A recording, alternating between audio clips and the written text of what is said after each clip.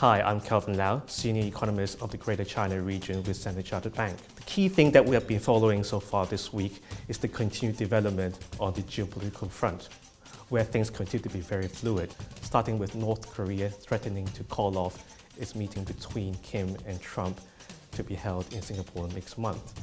On the other hand, we also have the start of another fresh round of trade negotiations between US and China. Previous rounds of trade negotiations hasn't really yielded much outcome.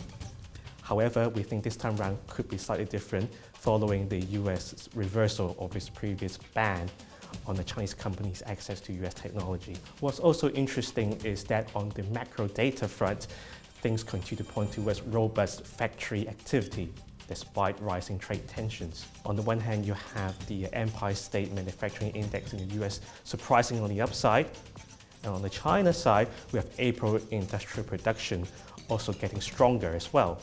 Next week, all eyes will continue to be on seeing how high US Treasury yields will continue to go. This is very key for emerging markets, given that the recent sell-off in US Treasuries has triggered new waves of risk aversion amongst emerging market assets as well as currencies. Finally, for Asia, we will have the Bank of Korea's central bank meeting next week, where we don't expect a rate change.